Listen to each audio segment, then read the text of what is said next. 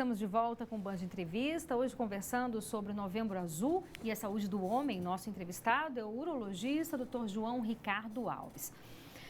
Doutor João, acho que o principal recado que a gente tem que deixar para os homens, né, principalmente nesse Novembro Azul, é que eles precisam ter uma atenção maior com eles mesmos, né? Muitas vezes os homens ficam ali preocupados com a família. Óbvio que a gente sabe que esse perfil vem mudando muito, tem muitas mulheres que são responsáveis pelo lar, mas em geral é aquilo que a gente falou, né? Ele fica preocupado com as finanças, com os filhos e tal, com a esposa, mas é muito importante ele ter o foco para ele. E principalmente quando a gente está falando do câncer de próstata ou de alguns problemas, né? Que possam existir na próstata. Por quê? Porque, como a gente já disse aqui, só reforçando, detectar com antecedência a doença, ela é fundamental para a qualidade de vida desse homem, né? Com certeza, você tocou num assunto importante. O homem, ele busca muito trabalho, a rotina muito pesada e ele precisa mesmo parar para cuidar um pouco da sua saúde.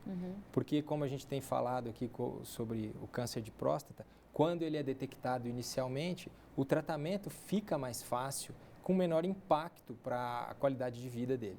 Então, para quem não acompanhou, a partir de 50 anos é muito importante o homem, todos os anos, ir fazer exames para detectar se tem alguns problemas na próstata, né? Exatamente. E não é só o câncer de próstata, não é isso, doutor? Existem alguns outros problemas também, né? Claro. Um problema muito frequente que a gente vê em consultório é o homem com dificuldade para urinar. E muitos, como eu disse, chegam com medo, achando que estão com câncer. E, na verdade, não. A maioria dos pacientes com dificuldade para urinar, eles têm um crescimento benigno da próstata, o que é muito comum. Todo homem, depois dos 35, 40 anos, já tem esse problema. A próstata já começa a aumentar. Uns aumentam, a próstata aumenta mais, outros menos. E a importância disso é que é uma importância anatômica. A uretra, quando sai da bexiga, ela passa no meio da próstata. Então, o crescimento benigno da próstata, ou a próstata aumentada, que nada tem a ver com o câncer, ele pode obstruir a uretra e gerar algumas dificuldades, especialmente uma dificuldade miccional, uma dificuldade para urinar. Então, o jato da urina fica mais fraco, há uma demora para esvaziar a bexiga e mesmo, às vezes, uma dificuldade para esvaziar a bexiga. O homem passa, às vezes, a acordar à noite várias vezes para ir ao banheiro e também pode acontecer urgência para chegar ao banheiro ou até, às vezes, uma perda urinária involuntária. Semelhante à infecção urinária na mulher? Seria um sintoma um pouco mais brando, mas mais constante. O dia a dia dele passa a ser assim. Não é uma coisa que, por exemplo, como a infecção urinária da mulher, que você trata, ele passa. Então, esse sintoma, ele é constante, muitas vezes ele pode piorar com o tempo e muitos homens deixam para procurar o urologista quando esses sintomas já impactam muito a qualidade de vida. E qual é o tratamento? O homem com o crescimento benigno da próstata, alguns deles, apenas uma orientação já é o suficiente. Questão de distribuição, de ingesta, de líquido, orientação miccional. O tratamento mais importante para o crescimento benigno da próstata é medicamentoso. Então, existem medicamentos que ou diminuem o tamanho da próstata efetivamente, ou outros que relaxam a musculatura da próstata e favorecem assim a micção, ou seja, deixam o ato de urinar mais fácil. Então, o principal tratamento é medicamentoso.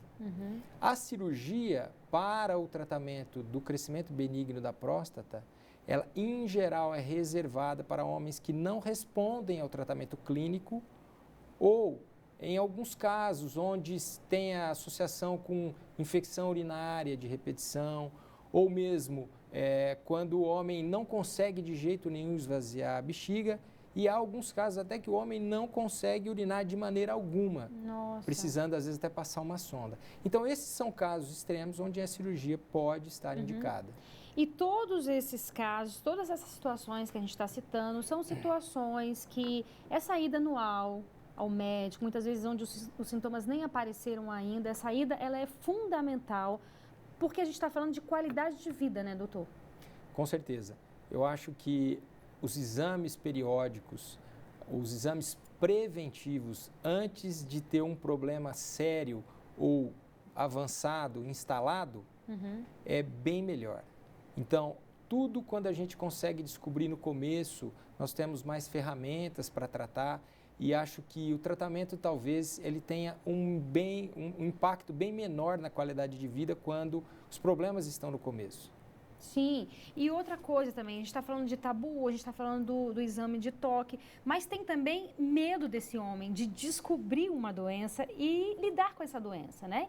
Então a gente está falando de uma medicina que está avançada, a gente está falando hoje que antigamente câncer talvez seria sinônimo de morte, né? Mas hoje em dia não é bem assim, né?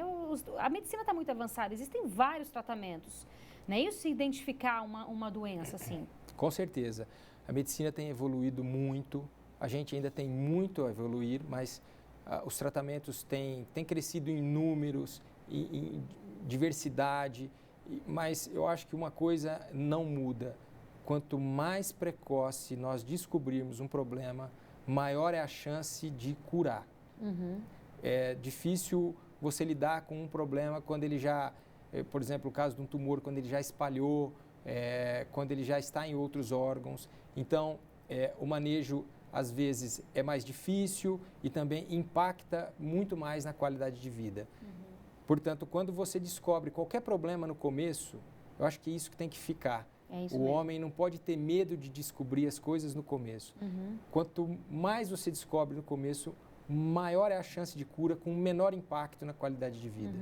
E há também o receio das possíveis sequelas, né, consequências de uma cirurgia, de se ficar impotente ou não. Isso, obviamente que não é descartada essa possibilidade, né, doutor? Mas a gente está falando de vida, né, que deve ser preservada em qualquer momento. E a gente está falando também, repito, de qualidade de vida, né? Com certeza.